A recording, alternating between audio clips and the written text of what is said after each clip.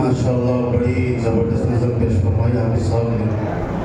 मस्जिद तो बन गई लेकिन अब इंतज़ार नमाजियों का। अल्लाह सुब्हानहू व तआला हम तमाम को नमाज़ों का पाबंद बनाए, नमाज़ पढ़ने की तौफ़ीक़ अता फरमाए। दरअसल जो है मुझे जो दावत दी गई है वो कलिमात तशक्कुर पेश करने के लिए, इसलिए कि शुक्र और सब्र ये इस्लाम के दो बड़े अहम पहलू हैं, बल्कि यूँ समझो कि पूरा इस्लाम ही दोनों चीज़ों के अंदर मुनहसिर है। शुक्र और सब्र जिसको आ गया समझो कि वो मुसलमान हो गया। पूरा इस्लाम का दारोमदार शुक्र और सब्र के ऊपर है। इसलिए कुरान करीम के अंदर अल्लाह सुब्हानहू व तआला इरशाद फरमाते हैं कि शुक्र गुजारी ये ऐन इबादत है। फश्कुरुल्लाह इन कुंतुम इय्याहु तअबुदून, कि अल्लाह का शुक्र अदा करो अगर तुम उसकी परस्तिश करते हो, अगर तुम उसकी इबादत करते हो, उसकी पूजा करते हो, तो तुम्हारे लिए ज़रूरी है कि उसकी शुक्रगुजारी करो। और प्यारे आका जनाब मोहम्मद रसूलुल्लाह सल्लल्लाहु अलैहि वसल्लम इरशाद फरमाते हैं मन लम यशकुरिन्नास लम यशकुरिल्लाह, कि जो लोगों का शुक्रिया अदा नहीं करता वो अल्लाह का भी कमा हक़ शुक्रगुजार बंदा नहीं बन सकता। इसलिए हमारे लिए ज़रूरी है कि सबसे पहले हम बंदों का शुक्रिया अदा करें, और ख़ास तौर के ऊपर इस मस्जिद को बनाने के लिए जिन हज़रात ने अपनी कुर्बानियाँ पेश की है उनका मैं शुक्रगुजार हूँ। और मैं अपनी तरफ से और यहाँ के तमाम जिम्मेदारों की तरफ से, खुसूसन इमाम साहब की तरफ से, मुअज्जिन साहब की तरफ से, कश्ती हज़रात की तरफ से, सबकी तरफ से मैं इनका शुक्रिया अदा करता हूँ कि अल्लाह सुब्हानहू व तआला इनको पूरा इसको अजर और अल्लाह सुब्हानहू व तआला आखिरत में दर्जात बुलंदी का ज़रिया बनाए।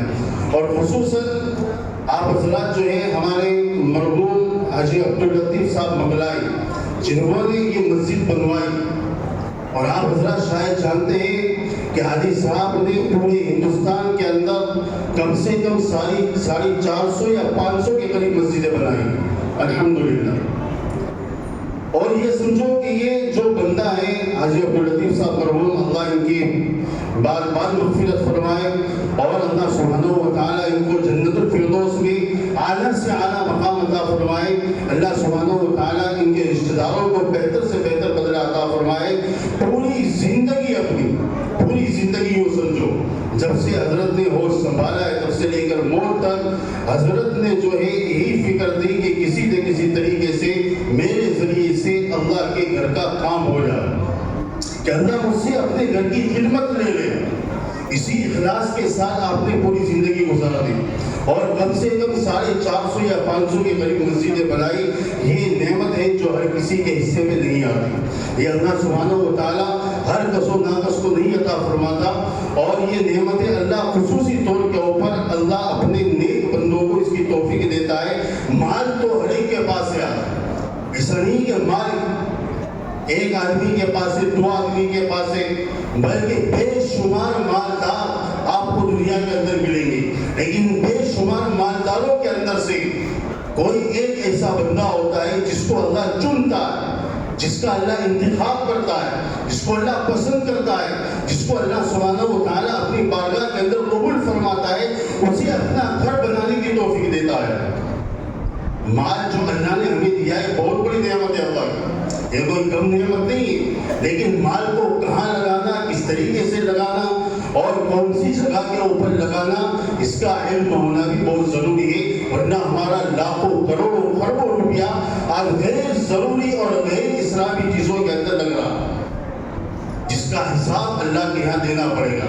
लेकिन जो माल अल्लाह के रास्ते में लगा, जो माल अल्लाह के घर को बनाने में लगा, इसलिए हदीस पाक के अंदर अल्लाह के नबी सल्लल्लाहु अलैहि वसल्लम फरमाते हैं कि जिसने मस्जिद बनाने के अंदर एक ईंट भी लगा दी, एक ईंट या एक पत्थर लगा दिया, अल्लाह सुब्हानहू व तआला जो है जन्नत के अंदर उसको घर दिलाने का ज़ामिन, जन्नत के अंदर उसको घर दिलाने का ज़ामिन है।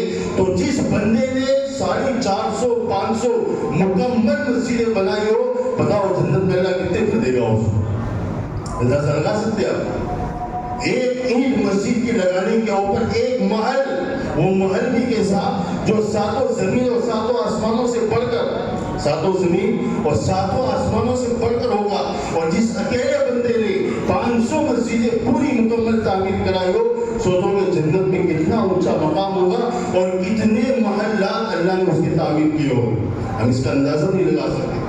اصل میرے دوستوں، دل کے اندر بات بس جانے کی بات ہے، کسی کے دل کے اندر بات بیٹھ جانی چاہیے کہ مجھے اللہ کے لیے کرنا ہے۔ تو خصوصاً میں حاجی عبداللطیف صاحب جو ہمارے مرحوم، اللہ ان کی بار بار مغفرت فرمائے، اللہ ان کو جنت الفردوس میں اعلیٰ سے اعلیٰ مقام عطا فرمائے۔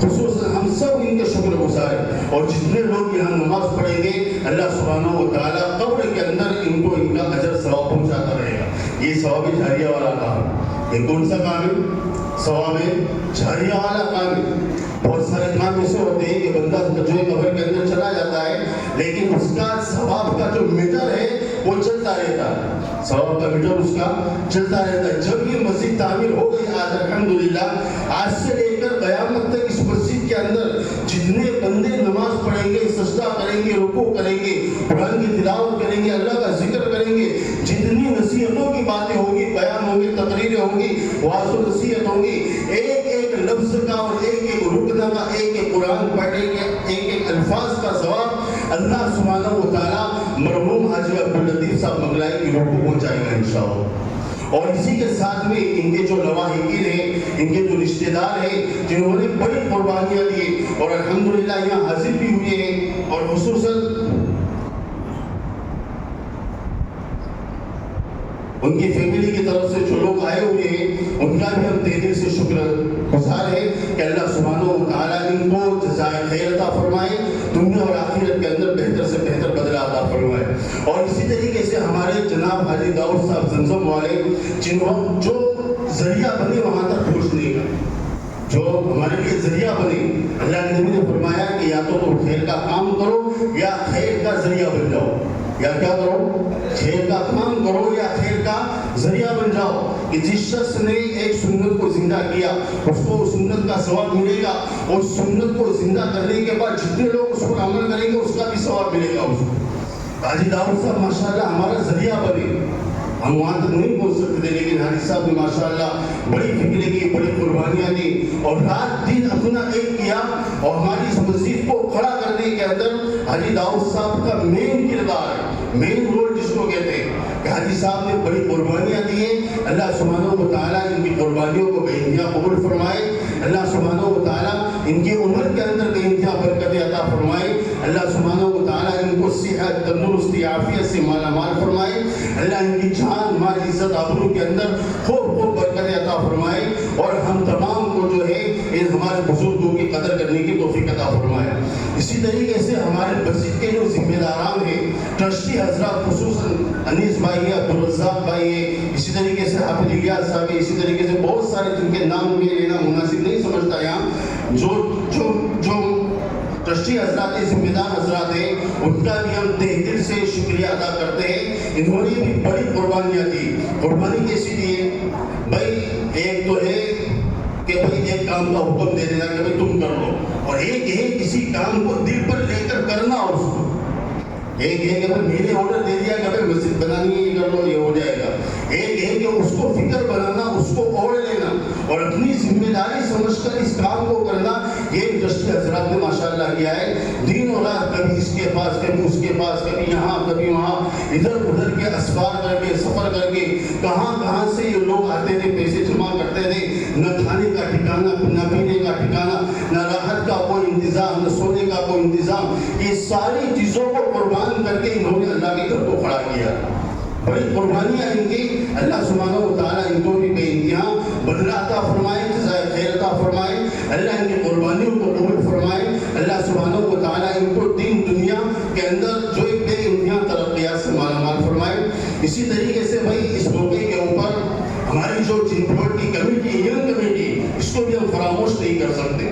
بڑی قربانیاں ان کی، جیسے کہ ہمارے خالد بھائی ہیں، اسی طریقے سے ان کے جو ساتھی جنپوٹ کمیٹی کے 15-20 نوجوان جو ہمارے ساتھی ہیں، جو پوری کمیٹی ہے ان کی، انہوں نے مکمل دن اور رات کوئی کام، کوئی ٹائم نہیں دیکھا، کوئی ٹائم انہوں نے دیکھا کہ بھئی ہمارے کھانے کا ٹائم ہے، یا ہمارے سونے کا ٹائم ہے، یا ہمارے آرام کا ٹائم ہے، نہیں۔ جب بھی ان کو فون کیا گیا ٹرسٹی حضرات کی طرف سے یا مولانا کی طرف سے کہ بھئی یہ کام میں آ جاؤ، فوراً لبیک کہتے ہوئے حاضر ہو گئے۔ بالکل چون چرا کیے ہوئے کہ مولانا یہ اگر مگر لیکن کچھ نہیں، بلکہ فوراً لبے کہتے ہوئے اپنے پیروں کے اوپر کھڑے ہو گئے کہ مولانا حکم فرمائے، رشید صاحب حکم فرمائے، ہم یہ کام کرنے کے لیے حاضر۔ کہ اسی بڑی قربانی دی ہے جن پلاٹ کی ایک جماعت نے، اور پوری رات انہوں نے کام کیا ہے مسجد کے اندر، پوری رات انہوں نے کام کیا ہے مسجد کے اندر، 4 بجے 5 بجے تک۔ اور آخری مہینہ جو گزرا ہے، اس پورے مہینے کے اندر مشکل سے رات کے اندر 2 گھنٹے سوئے لوگ، مشکل سے رات کے اندر 2 گھنٹہ انہوں نے آرام کیا نوجوانوں نے، پوری رات لگے ہوئے تھے۔ اسی طریقے سے ہمارے لائٹ والے اقبال بھائی اور ان کے جو ساتھی ہیں، انہوں نے بھی بڑی قربانیاں دی ہیں۔ ایک تو کاریگر ہوتا ہے اجرت لے کر کام کرنے والا، تو اس کا ایک ٹائم فکس ہوتا ہے کہ بھائی 9 بجے آ گیا، اب 7 بجے اس کی چھٹی ہو گئی، بات ختم ہو گئی اس کی۔ لیکن یہ کاریگر کے طور کے اوپر کام نہیں کر رہے، یہ خادم کے طور کے اوپر کام کر رہے ہیں کہ بھائی اللہ کا اگر ہے کچھ حصہ ہمارا بھی اس کے اندر لگ جائے، کچھ حصہ ہمارا بھی اس کے اندر لگ جائے، یہ سوچ کر ان لوگوں نے کام کیا ہے۔ اللہ سبحانہ و تعالی ہمارے یہ کاریگر جو حضرات ہیں، ان کو بھی بےانتہا جو ہے بہتر سے بہتر بدلہ عطا فرمائے، جنت الفردوس میں اعلیٰ سے اعلیٰ مقام عطا فرمائے۔ اللہ ان کی دنیا کی ساری جائز حاجات اور جو ہے تمناؤں کو پورا فرمائے۔ اسی طریقے سے دیر سے آنے والے جو ہمارے مہمان حضرات ہیں، ان کا بھی بڑا جان اور مال اس مسجد کو بنانے کے پیچھے لگائے۔ اللہ سبحانہ و تعالیٰ ان کو بھی جزائے خیر عطا فرمائے۔ اسی طریقے سے جن حضرات نے، اب سب کے نام ایک گنوانا یہ مناسب نہیں، اور وقت بھی اس کی اجازت نہیں دے رہا اور گنجائش بھی نہیں، اس لیے مختصری جو میں یہ کہہ رہا ہوں کہ جن حضرات نے جو بھی قربانیاں دی، چاہے کسی نے ایک اینٹ کا ڈھیلا بھی ہٹایا ہو مسجد کے اندر سے یا رکھا ہو مسجد کے اندر، اللہ سبحانہ و تعالیٰ ہم تمام کی دعائیں ان کے حق میں قبول فرمائے۔ اسی طریقے سے جن لوگوں نے مسجد کا جو پلاٹ لیے گئے، اس کے اندر جو پیسہ لگایا ہے، بہت سارا انویسٹمنٹ اس کے اندر بھی ہوا ہے، بہت سارا مالی خرچہ اس کے اندر بھی ہوا ہے، اور بہت سارے لوگوں نے خفیہ طور پر بھی لوگوں نے امداد کی ہے۔ اللہ سبحانہ و تعالیٰ ان تمام دینے والوں کو بے انتہا قبول فرمائے۔ اللہ ان کی ساری مرادوں اور حاجتوں کو اپنی شان نشان پورا فرمائے۔ جزاکم اللہ خیرا واحسن الجزاء۔ اب میں حضرت مولانا عطاء الرحمن صاحب سے عاجزانہ درخواست کروں گا کہ حضرت تشریف لائے اور اپنی قیمتی ملفوظات سے ہمیں نواز۔